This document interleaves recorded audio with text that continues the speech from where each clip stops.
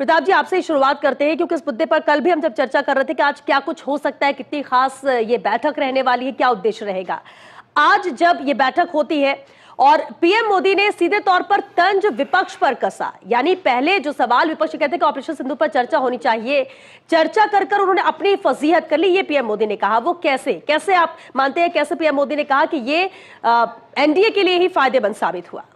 देखो श्वेता, जब ऑपरेशन सिंदूर चल रहा था, बिल्कुल पीक पर था, तभी राहुल गांधी और उनके चमचे और उनके साथी ये डिमांड करने लगे थे कि विपक्ष की संसद की बैठक बुलाई जाए, संसद में वक्तव्य दे, और बार बार सेना के ऑपरेशन पर सवाल खड़े कर रहे थे। बार बार ये पूछ रहे थे कि कितने हमारे फाइटर गिरे, कितने अपने को नुकसान हुआ।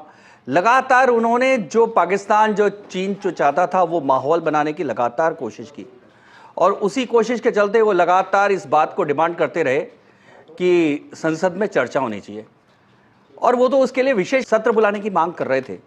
लेकिन मानसून सत्र में जब शुरू हुआ तो वापस उन्होंने अवरोध खड़े करने शुरू किए। सरकार ने स्वीकार किया कि चलो इस पे बहस होगी।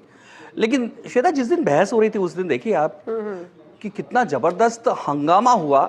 संसद नहीं चलने दी गई, उसके बाद लोकसभा अध्यक्ष ने बैठक बुलाई, उसके बाद कहा कि अरे कोई भाग, लोकसभा अध्यक्ष की टिप्पणी है उस समय, अरे आप सिंदूर पर चर्चा की डिमांड करके आप संसद से भागना चाह रहे हैं। ये साफ साफ तौर पे जाहिर था कि उनको पता था कि यहां तो उनकी सारी पोल खुल जाएगी, यहां उनका एजेंडा नहीं चलेगा।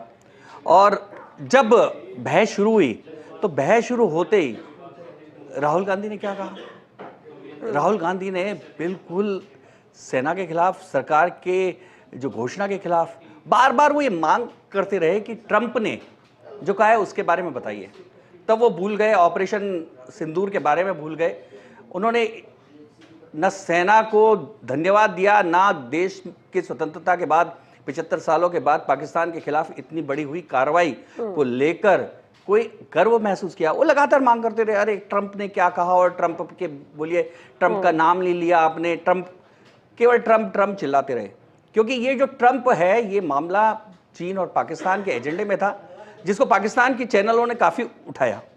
उसके बाद अखिलेश यादव और उनके पूरे जो इर्द गिर्द गुट के लोग हैं, उन लोगों ने भी इसी तरह की बातें की, और उसका जवाब जब प्रधानमंत्री की ओर से आया तो सारा का सारा साफ हो गया था कि क्या स्थिति है।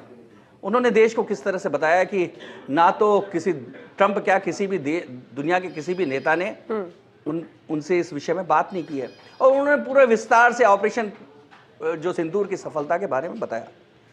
उसके बाद इनके पास कोई जवाब नहीं था, इसलिए उनको कहना पड़ा कि हम तो नहीं चाहते थे कि ऑपरेशन जो कि अभी जारी है, उन्होंने उस समय भी कहा, सदन में भी कहा, ऑपरेशन अभी जारी है, आतंकवाद खत्म नहीं हुआ है, पाकिस्तान प्रेरित आतंकवाद चल रहा है, इसलिए ऑपरेशन सिंदूर बंद नहीं हुआ है। हम जब भी पाकिस्तान के द्वारा इस तरह से प्रेरित कार्रवाई होगी, हम सीधा पाकिस्तान के खिलाफ अटैक करेंगे।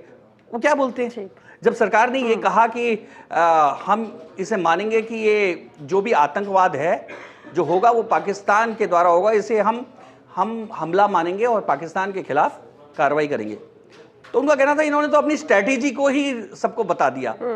लंबे समय से डिमांड करते रहे आपकी स्ट्रैटेजी क्या है, और जब बात बता दी तो आपने तो इसको डिस्क्लोज कर दिया। यानी विपक्ष का चर्चा के लिए मुद्दा बनाना, मुद्दा उठाना, चर्चा के लिए बोलना, या एनडीए के लिए फायदेमंद साबित हुआ? आप ये कह रहे हैं कि विस्तार से पूरे देश, पूरी दुनिया ने देखा कि हमने किस तरह से विस्तार से